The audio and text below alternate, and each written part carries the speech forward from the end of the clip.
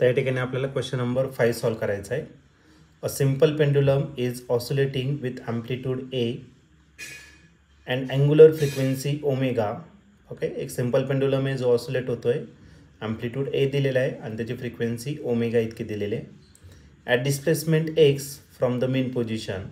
तर displacement X दिलेलं आहे आणि ते कुठून दिले, mean position. The ratio of kinetic energy to potential energy is.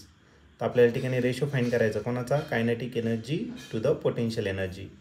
तर हा क्वेश्चन 2015ला आलेला होता. याच्या 4 ऑप्शनपैकी पहिलं जे ऑप्शन आहे ए ते आहे X square divided by A square minus X square. B option आहे X square minus A square divided by X square. C option आहे A square minus X square divided by X square. आणि D option आहे A minus X divided by X.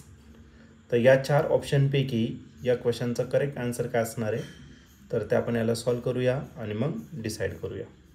तर या क्वेश्चनमध्ये आपल्याला एक simple pendulum दिला आहे जो ऑसिलेट होतोय, त्याचा अँप्लिट्यूड ए दिलेला आहे, अँग्युलर फ्रिक्वेन्सी ओमेगा दिलेला आहे आणि डिस्प्लेसमेंट एक्स दिलेला आहे, कुठून, मेन पोझिशन. तर आपल्याला रेशो फाईंड करायचा आहे kinetic energy to the potential energy. आता SHM जर घेतला, सिंपल हार्मोनिक मोशन, तर याच्यामध्ये कायनेटिक एनर्जी जी असते, कायनेटिक एनर्जीचा फॉर्म्युला असतो 1/2 k in bracket A square minus X square. आता या केसमध्ये जो अँप्लिट्यूड दिलेला आहे तो काय दिलेला आहे, कॅपिटल ए दिलेला आहे. मग आपण कॅपिटल ए घेऊन टाकू. A square minus X square is कोणती झाली, तुमची कायनेटिक एनर्जी. आणि ते जर तुम्ही पोटेन्शियल एनर्जी घेतलं तर पोटेन्शियल फॉर्म्युला असतो 1/2 k एक्स स्क्वेअर. तर या दोघांचा आपल्याला काय करायचं आहे, रेशो फाईंड करायचा आहे. मग आपण या दोघांचा रेशो फाईंड करणार. मग कायनेटिक एनर्जीला कशाने डिवाइड करायचं, पोटेन्शियल एनर्जी. कायनेटिक एनर्जीचा formula 1/2 k in bracket A square minus X square. आणि जी पोटेन्शियल एनर्जी आहे त्याचा फॉर्म्युला 1/2 k एक्स स्क्वेअर.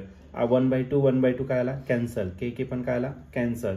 मग रिमेनिंग जे आन्सर राहिलं ते काय राहिलं, A square minus X square total divided by X square. हे झालं तुमचा रेशो कोणाचा, kinetic energy to the potential energy. आणि या ठिकाणी तुम्ही ऑप्शन जर चेक केलं तर ऑप्शन नंबर सी जो आहे तो या ठिकाणी आपला करेक्टली मॅच होतोय. मग या क्वेश्चनचं जे आन्सर असणार ते ऑप्शन सी असेल. आणि ऑप्शन सी म्हणजेच काय, A square minus X square divided by X square.